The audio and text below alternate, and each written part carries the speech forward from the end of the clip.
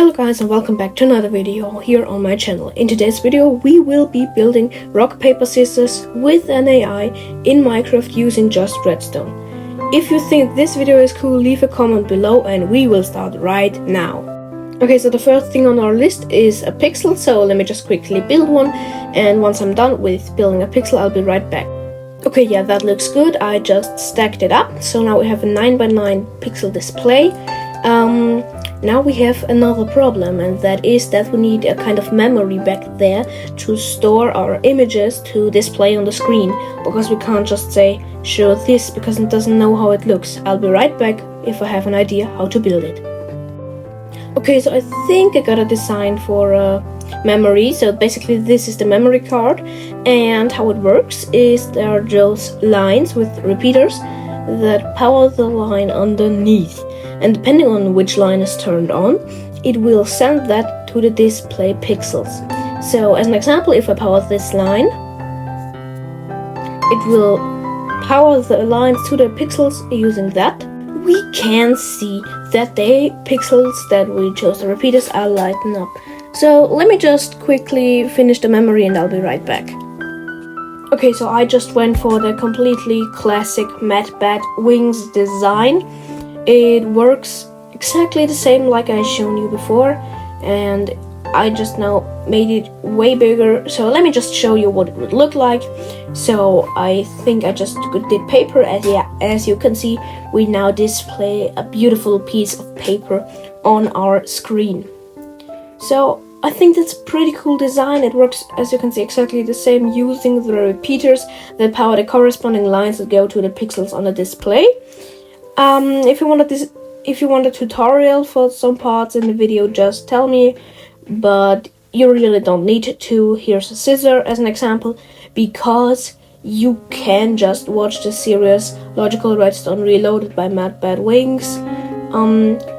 I guess you need to watch the old one partly for some of the stuff, but 99% are in the new series, and it's just way better explained, so yeah, that's better. Let me just stack it up and I'll be right back with you.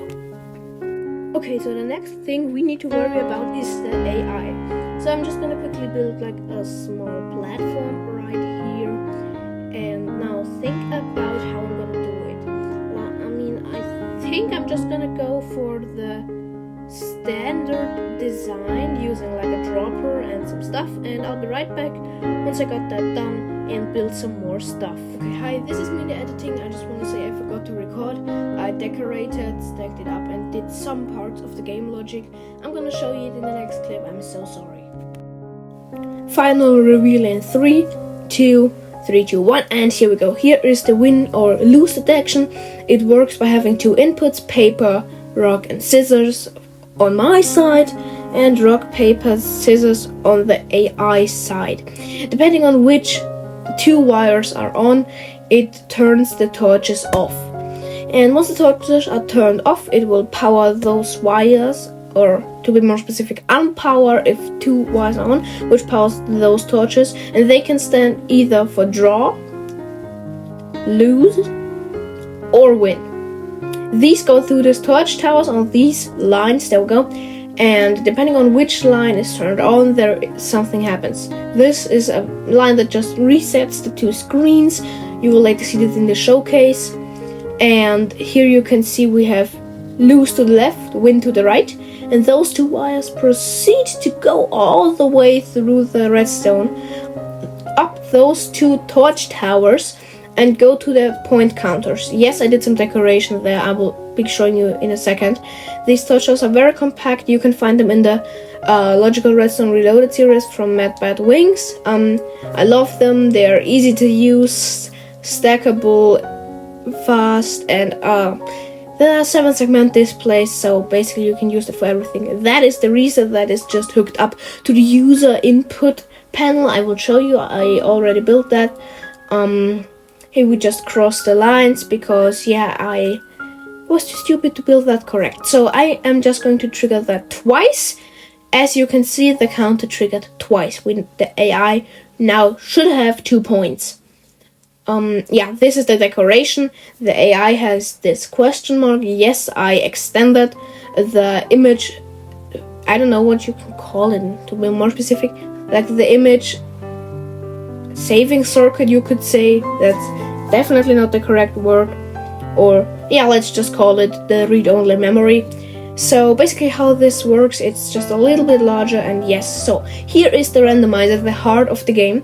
And depending if the netherite chest plate or the netherite ingot got chosen, it's very complicated, and it may trigger another one, and basically if that one triggered, it's completely randomized, and it basically gives us output between 1 and 3. Those are something called SR latches. They are used to trigger a cell, and then you can reset the cell, but if a cell is triggered, you can't untrigger it, basically, which is very practical for a lot of logical redstone games. As an example, I used those I will not make a video on it, maybe I will release it, but definitely not a video, in my Connect 4. I will not make a video on it because it's just a tutorial for Mad Bad Wings, to be honest, that I made a little bit nicer with a lot more features, so basically not. And how this works is we have our output here, and I'm gonna just quickly reset it. So you can see our output is off because the cell is not triggered. I will now set the cell. You can see I can set it again and nothing will happen. It's set, and I can reset the cell. I can set and I can reset. And I can't do anything more with it, but that's pretty practical in Redstone.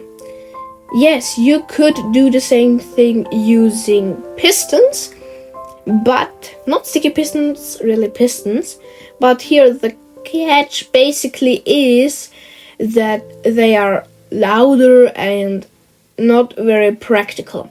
Yes, I know this is a very long thing of me speaking here right now, but I wanted to give you a feeling of a little bit beating in the entire thing, not just a YouTube video where I showcase it, but yeah. So basically this is the exact same thing. I'm gonna just place a redstone lamp up here, there we go, just like that. You can see it's turned off. I can set the cell, I can set it again, nothing will happen, and I can reset. That's pretty much the same thing, only that an SR latch is more practical and in most cases a better way to do it. But yeah, you could use both if you don't want to use an SR latch. Okay, so now what we will do is debug. Yeah, debug is a very painful process, so I'm gonna be right back after debugging, and we will see you in the showcase.